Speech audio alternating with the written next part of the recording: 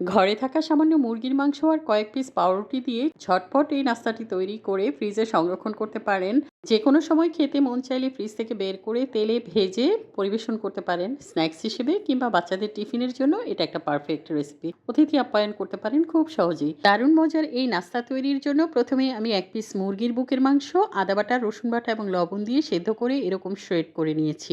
মাংসটা সেদ্ধ করার সময় যেই চিকেন স্টকটা ছিল সেখান থেকে আমি হাফ কাপ পরিমাণ চিকেন স্টক রেখে দিয়েছি। এটা আমি পরবর্তীতে কাজে লাগাবো। এখন চলে যাচ্ছি মূল রান্নায়। প্রথমে আমি সেদ্ধ করা চিকেনটা দিয়ে একটা স্টাফিং তৈরি করে নিব, আর এর জন্য চুলায় একটা ফ্রাইং প্যান বসিয়ে দিয়েছি। 1/4 কাপ রান্নার তেল দিয়ে হাফ কাপ পেঁয়াজ কুচি মিডিয়াম হিটে নরম হওয়া পর্যন্ত ভেজে নিব। পেঁয়াজটা যখন এরকম নরম হয়ে যাবে তখন এর মধ্যে বেশ কিছু মশলা অ্যাড করে দিব। এখানে আছে 1 চা চামচ করে লবণ, চিলি ফ্লেক্স এবং রসুনের গুঁড়া, হাফ চা চামচ করে আদা গুঁড়া এবং গোলমরিচের গুঁড়া। আপনারা চাইলে এখানে আদা এবং রসুন বাটাও ব্যবহার করতে পারেন। সবগুলো মশলা 30 সেকেন্ড মতো ভেজে নিয়েছি। মশলা থেকে যখন খুব সুন্দর একটা অ্যারোমা বের হবে ঠিক সেই পর্যায়ে দিয়ে দিচ্ছি শ্রেড করে রাখা চিকেনটা দিয়ে আরও প্রায় 1 মিনিটের মতো নেড়েচেড়ে ভেজে নিচ্ছি। এবার দিয়ে দিচ্ছি এখানে 2 টেবিল চামচ ময়দাটা দেওয়ার পর আরও কিছুটা সময় ভেজে নিব।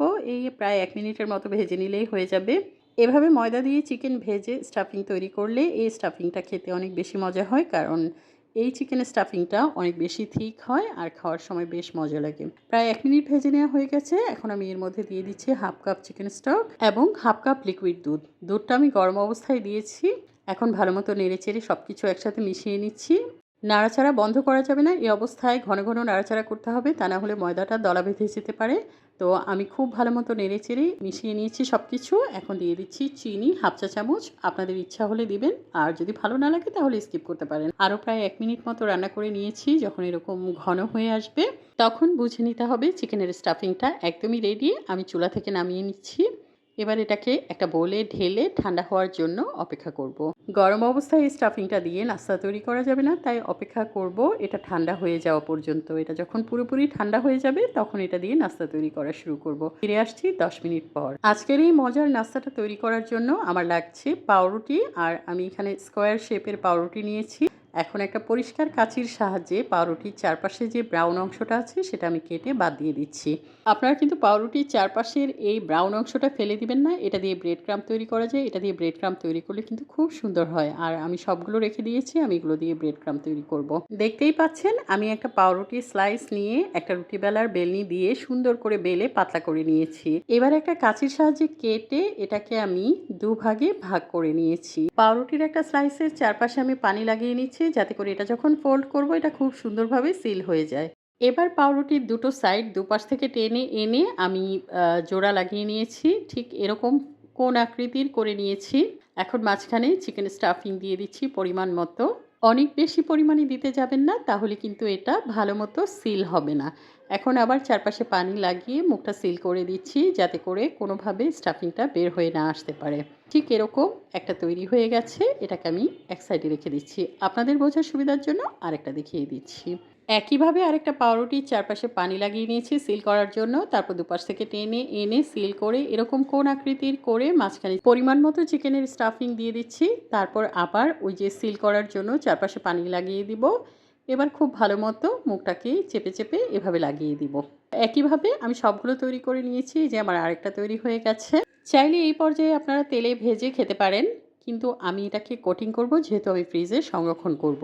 এখন কোটিং করার জন্য আমি এখানে সামান্য ময়দা পানিতে গুলিয়ে নিয়েছি, আর লাগছে আমার ব্রেড ক্রাম্বস।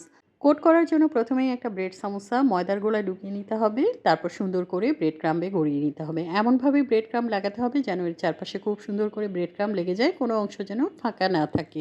একটা রেডি হয়ে গেছে। আমি আরেকটা আবার দেখিয়ে দিচ্ছি আপনাদের। ময়দার গোলায় ডুবিয়ে নেওয়ার পর সুন্দর করে ব্রেড ক্রাম্বে ভালো মতো কোট করে নিতে হবে, যেন এর চারপাশে ব্রেড ক্রাম্ব খুব ভালো মতো লেগে যায়। একইভাবে সবগুলো ব্রেড সমোসা আমি কোটিং করে নিয়েছি। এই পর্যায়ে আপনারা চাইলে এগুলোকে ফ্রিজে সংরক্ষণ করতে পারেন, এয়ারটাইট বক্সে কিংবা জিপলক ব্যাগে ভরে। প্রায় 2 মাসের মতো সংরক্ষণ করতে পারবেন। পরে খেতে মন চাইলে ফ্রিজ থেকে বের করে ডুবো তেলে ভেজে নিলেই হয়ে যাবে। কিছু সমোসা আমি আপনাদের আজকে ভেজে দেখাবো, আর এর জন্য ফ্রাইং প্যানে পর্যাপ্ত পরিমাণ তেল গরম হতে দিয়েছি। তেলটা যখন একটু গরম হবে তখন একটা একটা করে সমোসা আমি তেলের মধ্যে ছেড়ে দিচ্ছি। চুলার আঁচটা অবশ্যই মিডিয়াম টু লোতে রাখতে হবে, তা না হলে এগুলো খুব দ্রুত পুড়ে যাবে, এবং পুড়ে গেলে এর উপরের যে ব্রেড ক্রাম্বটা আছে এটার রঙটা নষ্ট হয়ে যেতে পারে এবং খাওয়ার সময় খুব একটা টেস্ট লাগবে না। তাই একটু যত্ন সহকারে চুলার আঁচটা মিডিয়াম এবং লো এর মাঝামাঝি রেখে ভাজতে হবে। আর এই সমোসাগুলো ভাজতে খুব বেশি সময় লাগবে না, কারণ যেহেতু ভেতরের স্টাফিংটা একদম পুরোপুরি রান্না করা, তাই এগুলো ভাজতে 5 থেকে 6 মিনিটের বেশি সময় লাগবে না। একটা সাইড হয়ে গেলে সুন্দরভাবে উল্টে দিতে হবে সবগুলো।